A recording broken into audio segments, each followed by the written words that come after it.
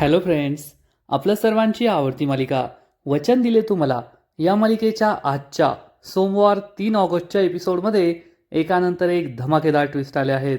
Friends, आजचा episode खूप भारी होता. मग नेमकं घडलंय तरी काय? तर आजच्या एपिसोडमध्ये विजयाच्या डोक्यात फरक पडलाय. विजया पूर्ण वेडी झाली आहे आणि आपल्या नवीन लग्न झालेल्या मुलाच्या आणि सुनेच्या रूममध्ये नॉक न करता, आवाज न देता ती डायरेक्ट घुसली, जेथे शौर्य आणि ऊर्जाचा रोमांस सुरू होता. आणि या दोघांना ती म्हणाली, येथे तीर्थाबरोबर काय होतंय आणि तुमच्या दोघांची ही काय थेरं चालली आहे? लाज नाही वाटत का हे सगळं करायला? ऊर्जा आणि शौर्यला जबर धक्का बसलाय. मग आता ऊर्जा आणि शौर्य काय करतील? जर हे आजीला समजलं तर आजी काय करेल हे सगळं जाणून घेण्यासाठी हा व्हिडिओ शेवटपर्यंत नक्की पहा. फ्रेंड्स, आजच्या एपिसोडच्या सुरुवातीलाच हर्षवर्धन हा शौर्य आणि ऊर्जाला ठणकावून सांगतो, ऊर्जाबरोबर जे काही झालं ते मला माहिती आहे, पण तुमच्याकडे जर विक्रांत विरुद्ध एकही पुरावा नसेल तर तुम्ही विक्रांतला काहीही म्हणू शकत नाही, त्याच्यावर संशय घेऊ शकत नाही. त्यामुळे हे दोघे गप्प बसतात. हर्षवर्धन शौर्यला म्हणतो, शौर्य, आज सकाळी मी तुला ज्या केसचे पेपर्स दिले होते त्याचे हे ॲडिशनल डॉक्युमेंट्स आहेत. उद्या मी ऑफिसमध्ये नाही आहे, म्हणून तुला आत्ताच हे पेपर्स देतोय. उद्या मला हे सगळे डॉक्युमेंट्स रेडी करून हवे आहेत. मला हे काम उद्याच्या उद्या व्हायलाच पाहिजे. शौर्य म्हणतो, डॅड ते ठीक आहे, पण जर मी हेच काम करत राहिलो तर उद्या माझा सगळा दिवस ऑफिसमध्येच जाईल. हर्षवर्धन विचारतो, मग काय प्रॉब्लेम आहे? हेच तर तुझं काम आहे. शौर्य म्हणतो, नाही डॅड, तसं नाही, परंतु मला आता ऊर्जाबद्दल जे काही घडलंय त्यानंतर जोपर्यंत विक्रांतचं प्रकरण संपत नाही तोपर्यंत तिच्याबरोबरच राहायचंय. मी तिला सोडणार नाही. हे ऐकून हर्षवर्धन खूप चिडतो आणि म्हणतो, शौर्य, याचा अर्थ घरात तर तू तुझ्या बायकोच्या मागे मागे करतोसच, आता घराच्या बाहेर सुद्धा तिच्या मागे मागे करणार आहे का? ऊर्जा आणि शौर्यला खूप वाईट वाटतं. हर्षवर्धन म्हणतो, म्हणजे आता तुझी बायको एक सेलिब्रिटी वकील झाली आहे, ती काही साधीसुधी नाही आहे. आता तिला सो कॉल्ड रणरागिणी म्हणतात आणि जर बाहेर लोकांना कळलं की रणरागिणी स्वतःच्या नवऱ्याला बॉडीगार्ड बनवून प्रत्येक ठिकाणी घेऊन जाते तर हे तिच्या इमेजसाठी सुद्धा योग्य नाहीये आणि तुझ्या इमेजसाठी सुद्धा योग्य नाहीये, हे लक्षात ठेव. ऊर्जा आणि शौर्यला खूप वाईट वाटतं. शौर्य काही बोलणार इतक्यात ऊर्जा म्हणते, शौर्य, बरोबर आहे त्यांचं, आणि तू माझी काळजी करू नको. मी जेथे कुठे जाईल तेथे तुला अपडेटेड ठेवील. तू माझ्याबरोबर यायची काही गरज नाहीये. हर्षवर्धन शौर्यला म्हणतो, मी अशी अपेक्षा करतो की मी तुला जे काम सांगितलंय ते उद्या नक्की पूर्ण होईल. शौर्य हो म्हणतो. हर्षवर्धन हा रूममधून बाहेर पडतो आणि दरवाजा लावून घेतो. पण आपला प्लॅन यशस्वी झाला. मी शौर्यला ऊर्जाबरोबर नाही राहू दिलं हा विचार करून तो भलताच खुश होतो. आता त्याचं नेमकं चाललंय तरी काय हे त्याचं त्यालाच माहीत. आणि इकडे आमदार शिर्केचा पिये पाटोळे याने विक्रांतचा मित्र युवराजला घरी बोलवलेलं असतं आणि तेवढ्यात आमदार शिर्केसुद्धा तेथे येऊन बसतो. युवराज हा तोच मित्र आहे जो पद्माच्या केसमध्ये विक्रांतबरोबर होता, पण आता त्याच्याबरोबर दिसत नाही. आमदार शिर्के पाटोळेला म्हणतो, त्याला काही चहापाणी विचारलं की नाही? पाटोळे म्हणतो, हो आणतोच. तर युवराज म्हणतो, नाही नाही, त्याची काही गरज नाही आहे. काका, तुम्ही मला अचानक कसं काय बोलवून घेतलं? तर आमदार शिर्के म्हणतो, कसं आहे ना युवराज बेटा, माझा विक्रांत आहे ना, त्याला 2 प्रकारचे मित्र आहे. पहिले मित्र जे आयुष्यात काहीच करत नाही, फक्त त्याच्या जीवावर जगतात, दारू पितात, पार्ट्या करतात, मजा मारतात. आणि दुसऱ्या प्रकारचा मित्र जे त्याला योग्य वेळी योग्य सल्ला देतात, हा चुकीचा मार्ग आहे, असं काही करू नको असं सांगतात. आता तू मला सांग, यापैकी तू कोणत्या कॅटेगरीचा मित्र आहे? तू कोणत्या कॅटेगरीमुळे मोडतो? तर युवराज उत्तर देतो, मी कोणत्याच नाही, मी फक्त त्याचा मित्र आहे. हे ऐकून आमदार शिर्के हसतो आणि म्हणतो, पाहिलं का पाटोळे, मुलगा किती हुशार आहे. आता तो जरी म्हणत असला की मी फक्त मित्र आहे, मी कोणत्याच कॅटेगरीमध्ये मोडत नाही, पण युवराज बेटा, मला चांगलंच आठवतं आहे त्या पद्माच्या प्रकरणामध्ये तू विक्रांतला खूप समजवण्याचा प्रयत्न केला होता. हे चुकीचं आहे, असं करू नको. परंतु आमचंच पोरगं नालायक, त्याने काय ऐकलं नाही आणि आता त्याने आणखीन खूप मोठा कांड करून ठेवलाय. युवराजला आश्चर्य वाटतं. युवराज विचारतो, काका काय केलंय त्याने? आणि मग आमदार शिर्के त्याला झालेला सगळा प्रकार सांगतो की आमचा पोरगा हा 1 नंबरचा नालायक आहे. त्याने जहागीरदार वकिलाच्या मुलीला किडनॅप करून तिच्याशी जबरदस्तीने लग्न करण्याचा प्रयत्न केला आहे आणि आता लपून बसला आहे. आम्हाला सुद्धा सापडत नाही आहे. त्याला शोधायचं आहे आणि त्यासाठी तुझी मदत हवी आहे.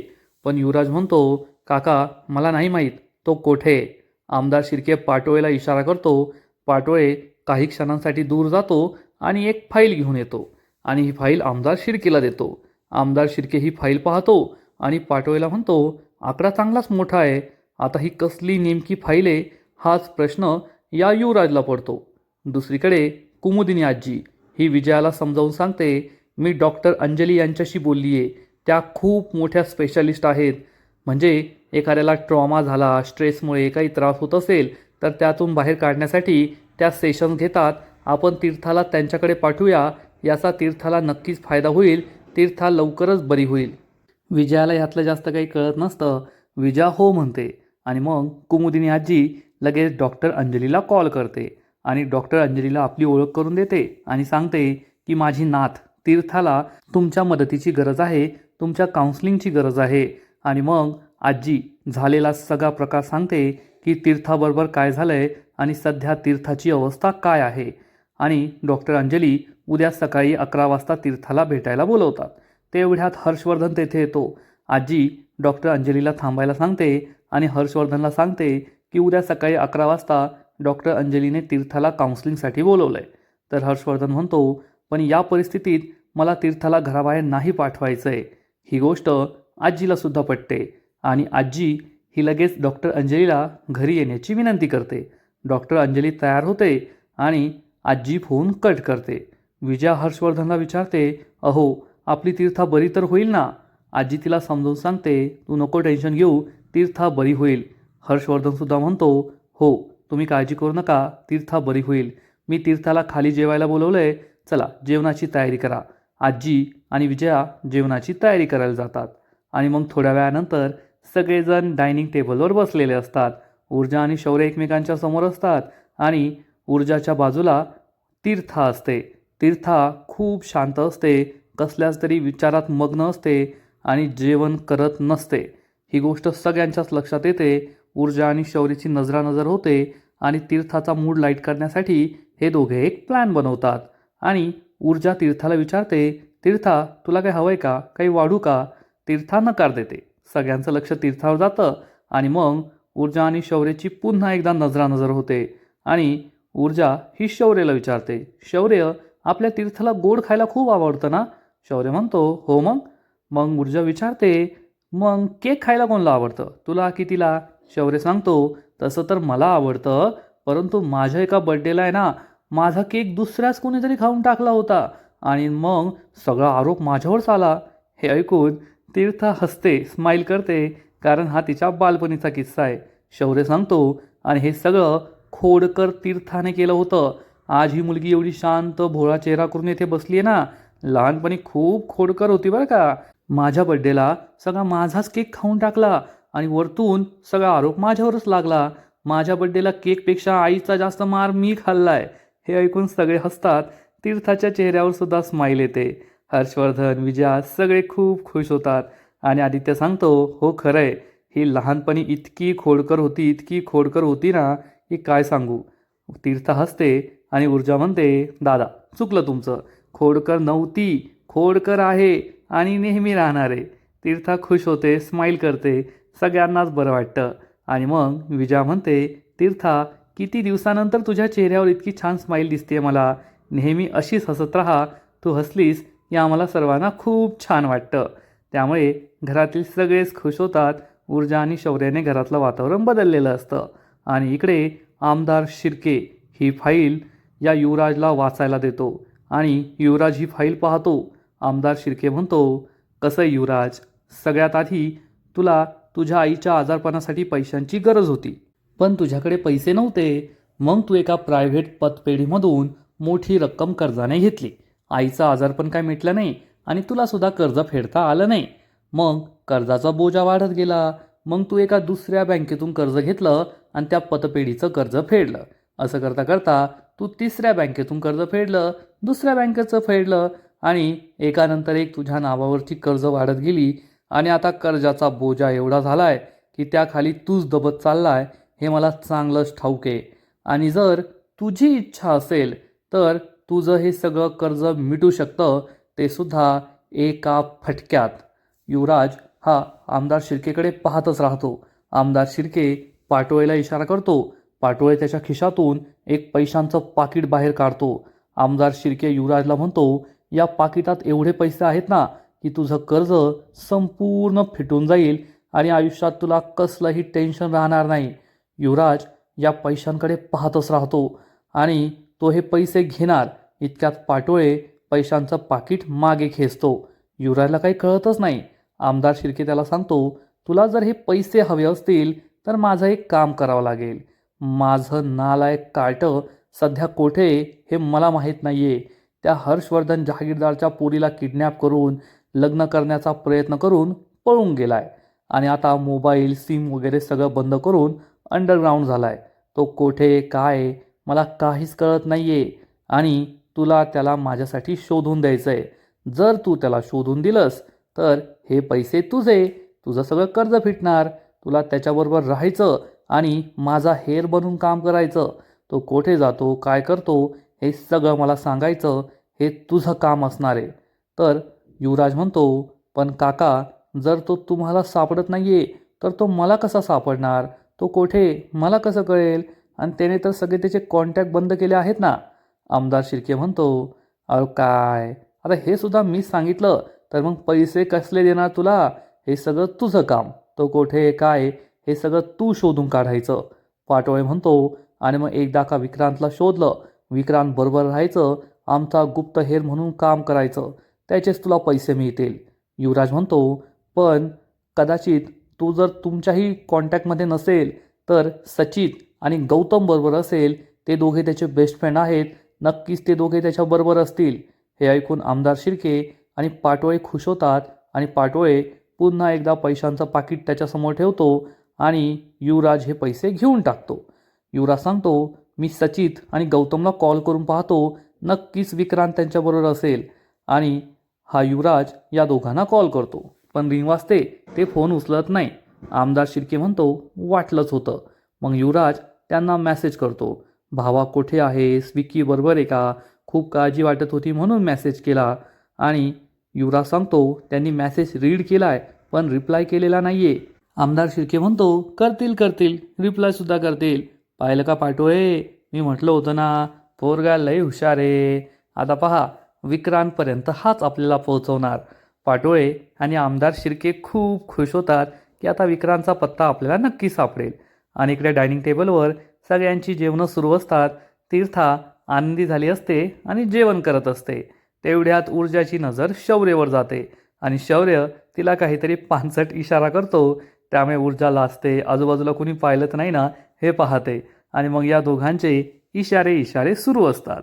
आणि मग शौर्य हा ऊर्जाला एक मेसेज करतो आणि ऊर्जाला फोन पाहायला सांगतो. ऊर्जा आधी तर म्हणते, सगळे पाहताय, सगळ्यांसमोर मी कसा मेसेज पाहू?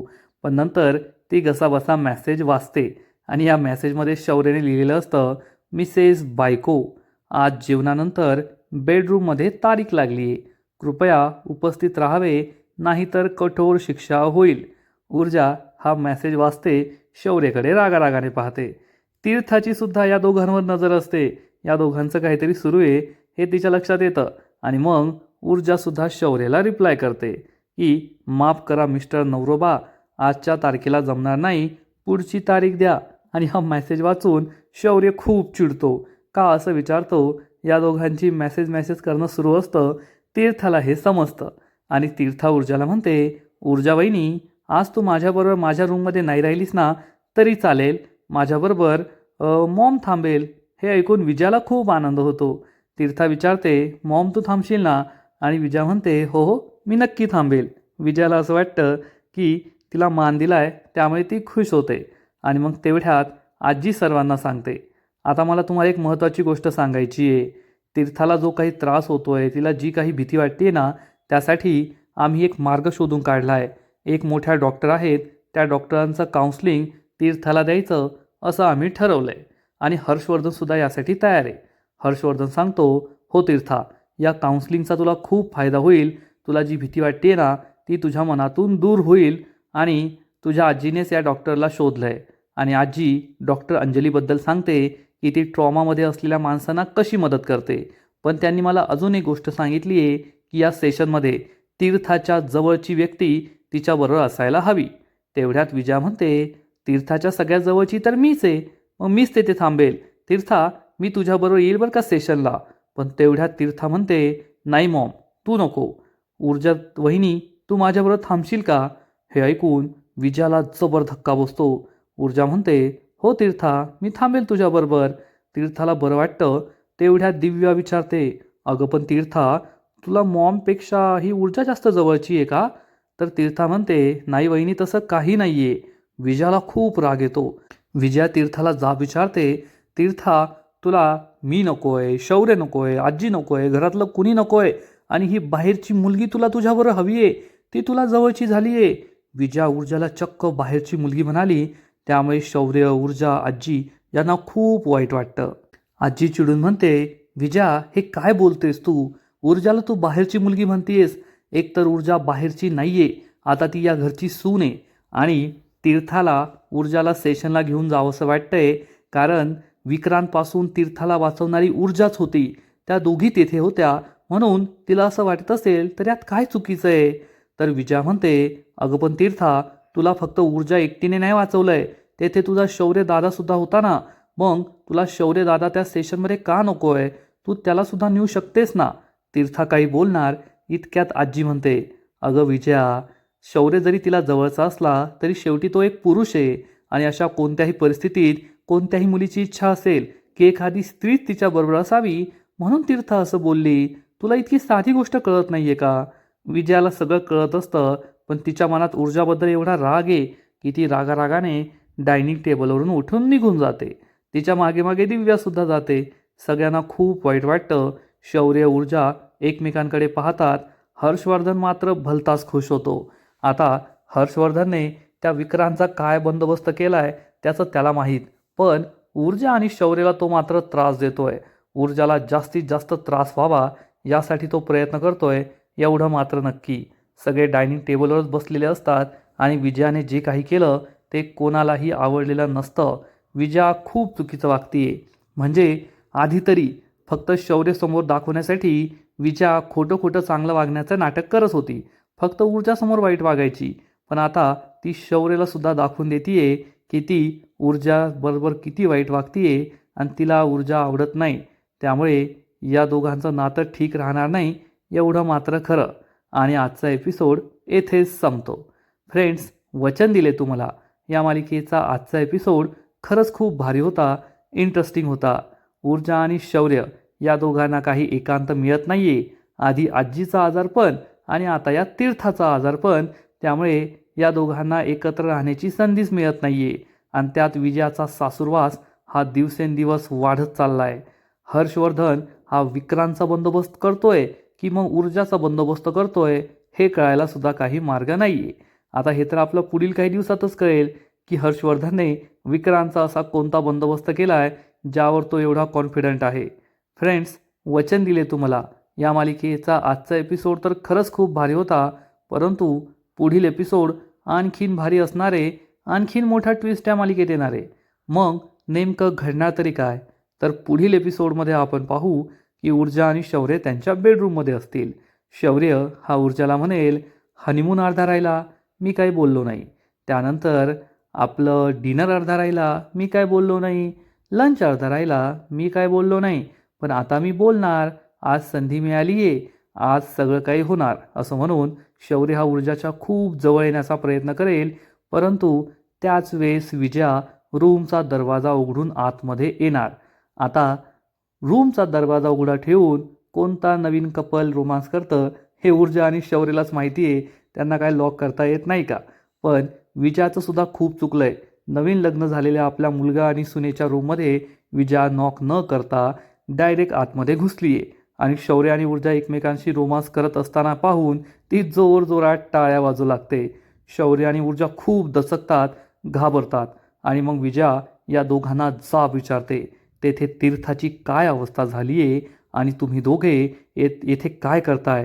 तुम्हाला ही थेरं सुचताय का? हे ऐकून शौर्य आणि ऊर्जाला खूप वाईट वाटणार. आता शौर्य हा विजयाला नक्कीच ठणकावून सांगेल की तू आमच्या रूममध्ये नॉक न करता आली ही तुझी मोठी चूकच झाली आहे. पण ऊर्जा आणि शौर्यसुद्धा रूम लॉक नाही केली ही त्यांचीसुद्धा चूक आहे, यात शंका नाही. फ्रेंड्स, आणि मग यानंतर ऊर्जा ही तीर्थाच्या रूममध्ये जाईल आणि तीर्था खूप घाबरलेली असणार.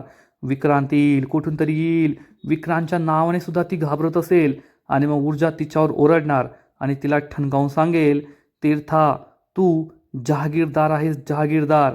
आणि जहागीरदारांची मुलं ही घाबरत नाही तर दुसऱ्यांना घाबरवतात. त्यामुळे आता शांत हो, त्या विक्रांतला घाबरू नको, तो तुझा काहीच बिघडू शकत नाही. मग आता तीर्था या ट्रॉमामधून बाहेर येईल का, हे तर पुढील एपिसोडमध्येच कळेल. तर फ्रेंड्स, तुम्हाला सुद्धा वचन दिले तुम्हाला ही मालिका आवडते का, नक्कीच कमेंट करून सांगा. आणि या मालिकेचे असेच नवीन नवीन एपिसोड, नवीन नवीन अपडेट सर्वात आधी पाहण्यासाठी व्हिडिओला लाईक करा, शेअर करा, चॅनलला सबस्क्राईब करून बेल आयकॉनवर क्लिक करा. म्हणजेच नवीन नवीन एपिसोड तुम्हाला सर्वात आधी पाहायला मिळतील. खूप खूप खूप धन्यवाद.